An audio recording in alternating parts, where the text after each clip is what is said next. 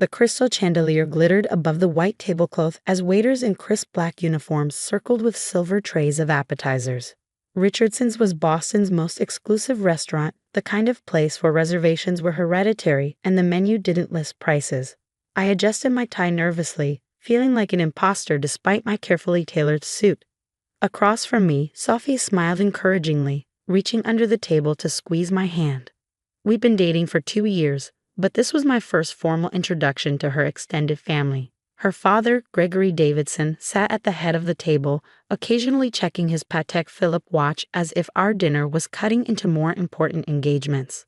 "So, Michael," he began after the sommelier had poured an expensive Bordeaux for everyone except my parents, who had requested water. "Sophia tells me you're a teacher?" He pronounced the word as if describing an exotic disease. "Yes, sir. High school physics at Westridge Academy." "Admirable." He nodded, not looking admirable at all. "Starting salary for teachers these days is what, 40,000? 47 actually," I corrected politely, "plus summers for research." Gregory exchanged glances with his brother Charles, a hedge fund manager whose Ferrari was probably being valeted outside. "Research. I see." My parents sat quietly across the table. Dad in his dependable navy suit that he wore to church and special occasions, Mom in a simple dress she'd bought on sale at Macy's. They looked uncomfortable but dignified, determined to make a good impression despite the obvious wealth disparity. "And your family business is?" Gregory turned to my father, eyebrows raised. "Robert owns a hardware store," my mother answered proudly. "Callahan's Hardware in Worcester. It's been in the family for 3 generations." Charles nearly choked on his wine. "A hardware store. Quaint. Very entrepreneurial," added Gregory's wife Victoria, her diamond earrings catching the light as she tilted her head condescendingly. I felt heat rising in my face, but Sophia jumped in. "Michael's father gives incredible advice. He helped us fix up our apartment last summer." "I'm sure he did." Gregory nodded, signaling for more wine. "Though I imagine you'll be moving somewhere more suitable once you're married. Perhaps that high-rise development near the financial district?" "I know the developer." "We're happy where we are," Sophia replied firmly. We'd had this conversation before. Her parents couldn't understand why their Stanford-educated daughter chose to live in a modest apartment on a teacher's salary when she could easily join her father's investment firm. "So, Mr. Callahan," Charles leaned forward, swirling his wine, "do you find that people still shop at local hardware stores? With the big box retailers everywhere these days." My father smiled mildly. "We do all right. Our customers appreciate personal service and expertise." "I'll bet they do," Gregory chuckled. "Though I can't imagine the margins are anything to write home about." Victoria touched her pearl necklace delicately. "Do you handle the accounting yourself, or?" "My wife manages the books," Dad replied, nodding toward Mom. "Sarah has always had a head for numbers." "How resourceful," Victoria smiled thinly, keeping it all in the family. As the appetizers arrived, Sophia's cousin Bradley, fresh from his MBA at Wharton, decided to join in. "A teacher's salary in Boston. How do you even survive?" The table erupted in laughter, and I felt Sophia's hand tighten around mine under the tablecloth. My parents exchanged a glance but said nothing. "We manage just fine," I said evenly. "Oh, I'm sure you manage," Gregory chuckled, making air quotes. "But marriage is expensive, and children even more so." Sophia was raised with certain standards. "Dad," Sophia warned, but Gregory waved her off. "It's a legitimate concern, princess. Michael seems like a wonderful young man, but practical matters matter. The Davidsons have certain financial expectations." My phone buzzed in my pocket. I would have ignored it, but the screen showed my father's office number, strange for a Friday evening. "I'm sorry, I should take this. It might be important." I excused myself and stepped away from the table. "Michael? It's Dad. Everything okay?" "Yes, but I need to speak with you and Mr. Davidson. Something's come up with his loan application." I frowned, confused. "His what?" "His loan application. To the foundation. Could you put me on speaker when you get back to the table?" Sure, Dad." When I returned, the conversation had moved on to Bradley's new position at Goldman Sachs. I cleared my throat. "I'm sorry to interrupt, but my father needs to speak with Mr. Davidson about a loan application." Gregory's fork clattered against his plate. What loan application? He asked me to put him on speaker, I said, still confused. I set my phone in the center of the table and pressed the speaker button. Mr. Davidson, Robert Callahan here. I apologize for interrupting your dinner. Gregory straightened his tie, composing himself. Callahan, what's this about a loan application? There must be some mistake. No mistake, sir. I'm calling about Davidson Development's application to the Callahan Foundation for the Downtown Revitalization Project. $50 million, if I recall correctly. The table went silent. Charles froze with his wine glass halfway to his lips. What? Gregory stammered, color draining from his face. The board just approved it unanimously. I wanted to let you know right away since you marked it urgent.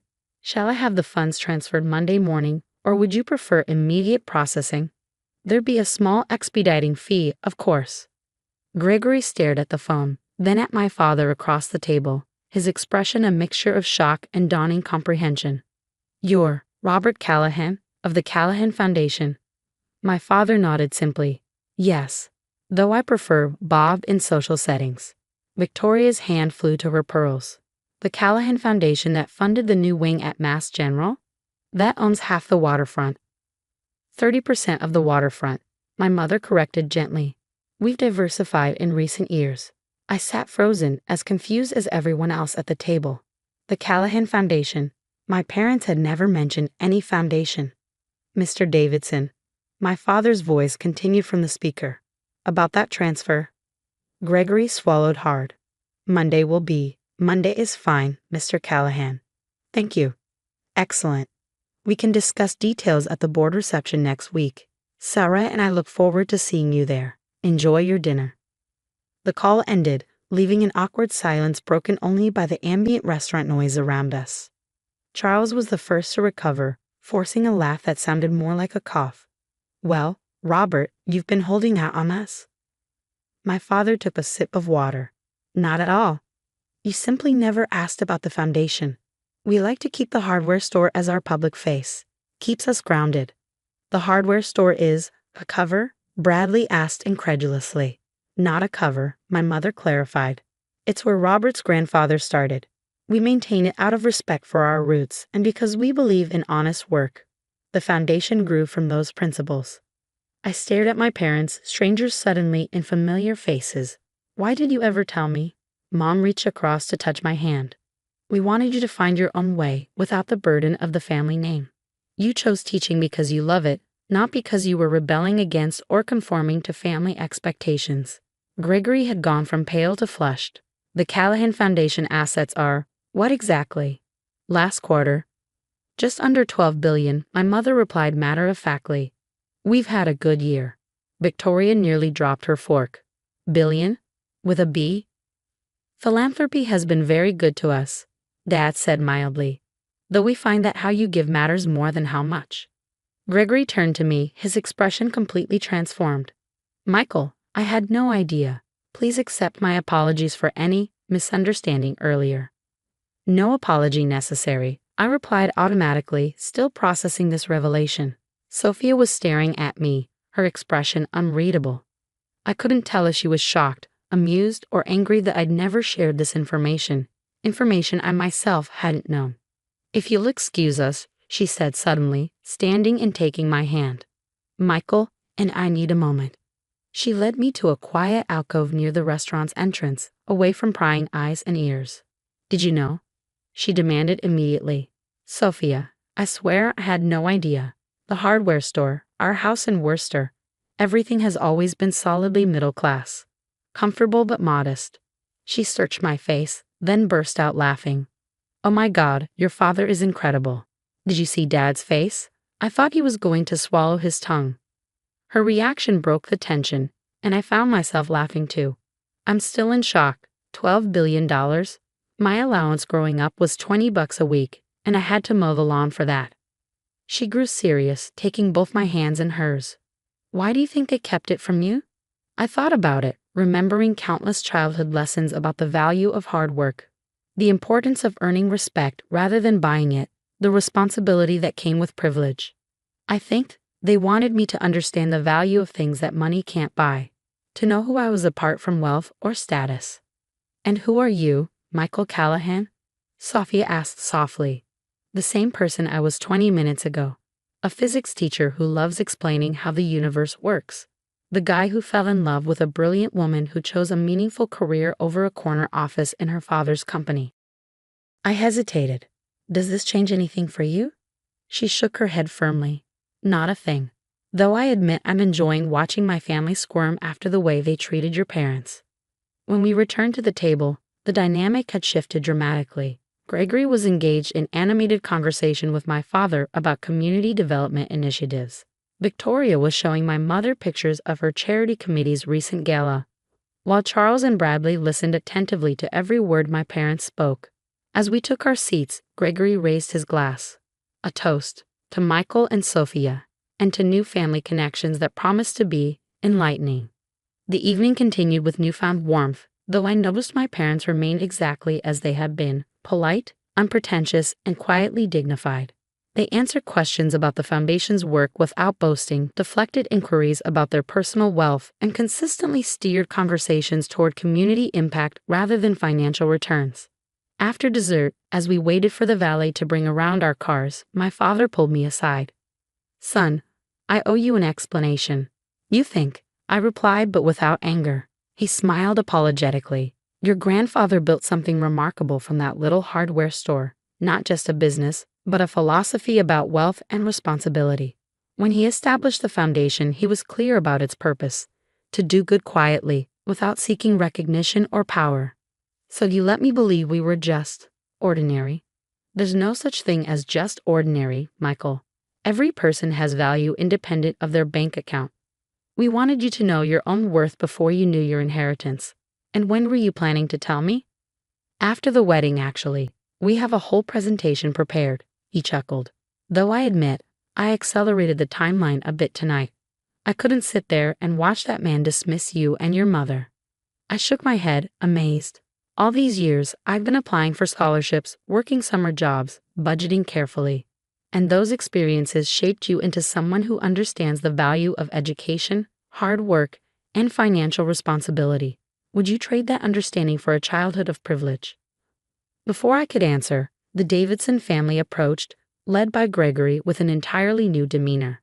Robert, Sarah, we'd love to have you over to the house soon. Perhaps next weekend. A small gathering, just family. That sounds lovely, my mother replied graciously. Though we'd be equally happy to host you at our home in Worcester. It's modest, but the garden is beautiful this time of year. Victoria, who had probably never set foot in a suburb like Worcester in her life, nodded enthusiastically. We'd be delighted. Wouldn't we, Gregory? As we said our goodbyes, Sophia squeezed my hand and whispered, "Your parents are amazing." They really are, I agreed, watching as they climbed into their 10-year-old Volvo. A car they clearly could have replaced with a fleet of luxury vehicles at any time. On the drive home, I called my parents on speakerphone so Sophia could hear. So, $12 billion? I asked without preamble. My mother laughed. 11.8 technically, and most of it is in the foundation, committed to various causes. But still, I was still struggling to reconcile this new reality with my understanding of my family. Michael, my father said gently, nothing important has changed. We're still the same people with the same values. The only difference is that now you understand the responsibility that will eventually be yours. The hardware store is a profitable small business that employs 15 people and serves a community that would otherwise have to drive 20 minutes to a big box store. It matters, son. Sophia leaned toward the phone. Mr. and Mrs. Callahan, I just want to say, thank you for raising someone who chose to teach because he loves it, not because he had to.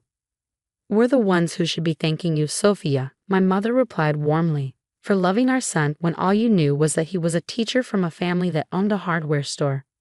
After we hung up, Sophia and I drove in contemplative silence for a while. Does it bother you? I finally asked. That I never knew. That I can't even claim I was rejecting wealth on principle. I just had no idea it existed. She considered this. What bothers me is thinking about how differently my family would have treated you if they'd known from the beginning. How differently they might have treated someone else in your position who didn't happen to have a secret fortune. Me too, I admitted. So what now?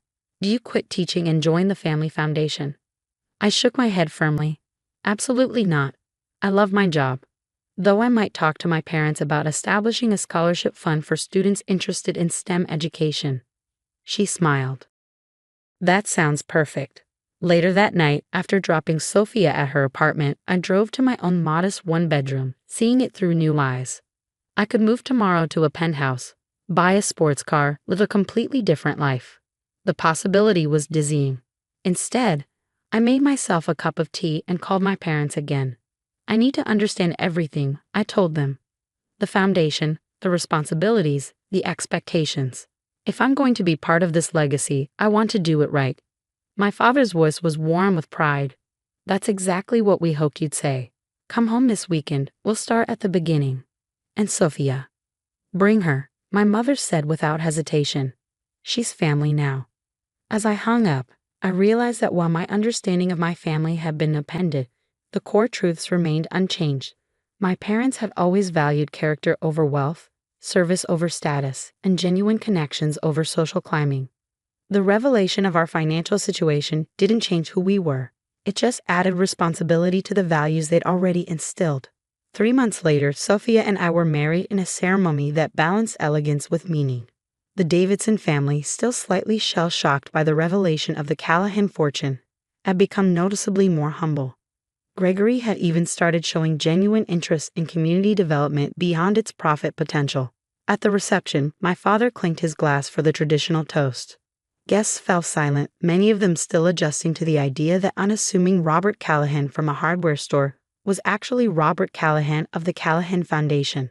When Sarah and I decided to keep our foundation work separate from our family life, he began, we did so believing that wealth should be a tool for good, not a measure of worth.